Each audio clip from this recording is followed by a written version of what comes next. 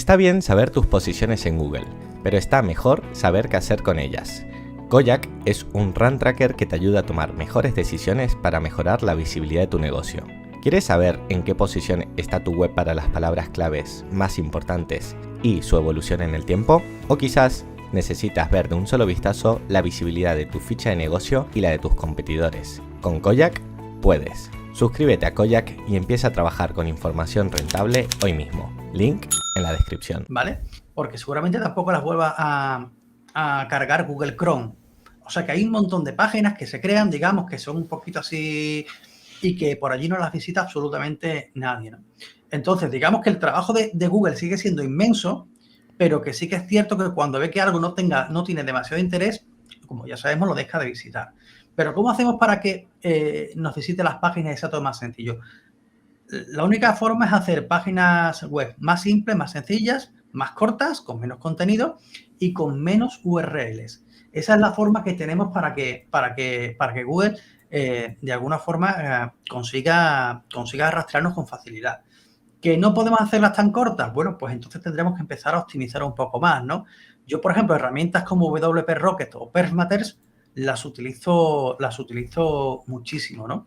WP Rocket para temas de caché y para optimización, y Performatters básicamente lo que hace es cargarse cosas que están allí en WordPress que no utilizamos, ¿no? Oye, yo es que yo no utilizo los enlaces de no sé qué. Oye, yo es que tampoco utilizo esta parte de aquí. O yo no utilizo Gutenberg. Pues te lo vas cargando, ¿no? Entonces, por ahí vamos bastante bien. Entonces, con optimización podemos llegar incluso a hacer páginas tan rápidas como lo eran en el pasado las páginas que se hacían en HTML.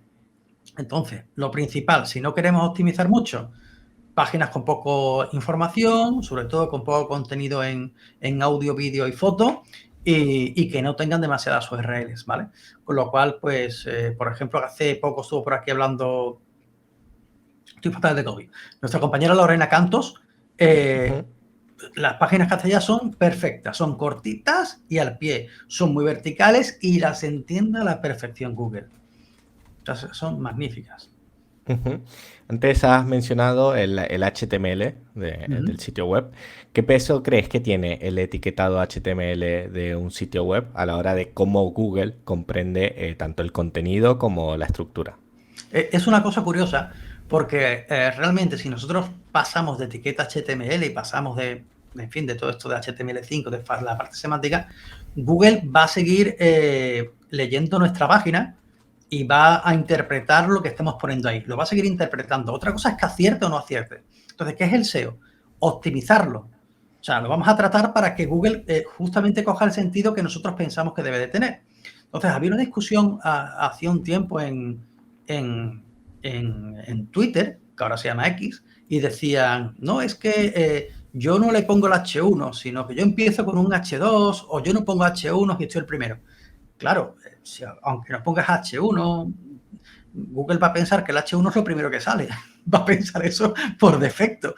Es decir, la cuestión aquí es cuando tú pones un H7, un H6, perdón, H5, H4, H1, H2, entonces ya cuando Google dice, no sé qué es lo importante, porque me estás diciendo una cosa por el orden y me estás diciendo otra cosa por la parte de las etiquetas semánticas, ¿no? Entonces, ¿qué tenemos que hacer? Bueno, con la parte de las etiquetas semánticas, tratar de ser lo más coherente posible. Entonces, en cuanto Google vea el title, va a saber que va a ser básicamente un resumen de lo que va a la página, que está pensado para que el usuario de alguna forma haga clic en la SERP. Cuando vea el H1 va a decir, tiene que ser igual que el title, con la diferencia que está pensado para que el usuario lea, pero básicamente tiene que tener el mismo contenido. Va a decir, todos los H2 van a ser una sección diferente y todos los H3 o H3 le van a dar profundidad a cada H2. Entonces eso se va a entender. Y esta foto que aparece aquí en medio viene después de este H2, pues esta imagen debería tener un alt y un title que estuviese referenciado o a este H2 o a los párrafos que le preceden, o sea, que le suceden, ¿no? Entonces, todo ese tipo de cosas hacen que Google tenga muchísimo más claro de qué va el contenido, ¿no? Con las etiquetas HTML. Si no lo hacemos así, pues Google es posible que piense que estamos posicionando otra cosa, ¿vale? Que no tiene importancia lo principal. Claro, y que echa entre en temas de canibalizaciones, Claro. de que se haga un lío, porque todo esto viene a colación de lo que comentamos al principio. Como nosotros no tenemos autoridad, nuestro filtro a la hora de entender el contenido y todo eso es como más estricto, Sí, sí, porque sí. si es una web con muchísima autoridad, métele H1, no se lo metas, haz lo que te dé la gana, ¿no? Es como, ya me preocupo yo de entenderte porque entiendo que tú eres un jugador muy importante, ¿no? Y que de alguna manera ya vas a resolver la intención de Sí, buscar. sí. Pero claro, tú que eres Paco, el de la peluquería de Puerto de la Torre, dice, bueno, pues usted quién es, señor, ¿no? Y qué ofrece y qué quiere ofrecer y qué, de qué va su negocio. No tengo ninguna información tuya. Entonces, cuanto más claro se lo dejemos, mejor. Y también teniendo en cuenta esto, ¿no? De que nos va a dar pocas oportunidades para que le tengamos su Sí, sí, confianza sí. de decir, vale, yo entro en tu sitio web y como tengas aquí hecho un pifostio, pues a lo mejor la siguiente vez que paso es, vete tú a saber cuándo, ¿no? Que luego puedes utilizar herramientas para forzar, ¿no? Esa indexación, pero Sí. claro, sin eso de por sí, pues dice, tú déjala ahí que ya pasaré cuando Y, tenga un y- rato. y errores extraños más. Yo he visto hace poco, la semana pasada, un cliente que no conseguía, que siempre ha posicionado y que ahora no estaba posicionando. Y entonces, pues yo empecé a verlo y era raro. Y empezaba a posicionar únicamente el title. Pero además el title donde había palabras claves fuertes, ¿eh? Y lo posicionaba. Y no posicionaba el resto. Y entonces yo empecé a decir, bueno, pues o está el dominio penalizado, que no lo estaba, o aquí pasa algo raro. Y lo que pasaba es algo curiosísimo. Y es que estaba optimizando la página web y estaba haciendo la carga diferida de JavaScript. Ojo ahí. La tabla de contenidos, la típica tabla esta que te dice en el punto 1 hablamos de esto, en el punto 2, bueno, pues esa tabla estaba hecha con JavaScript y al diferirse, Google no leía a partir de ahí. Google no leía a partir de ahí.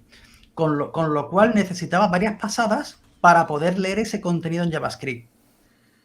Con lo cual se posicionaba únicamente la parte de arriba, el title, el Claro. H1 y ya está.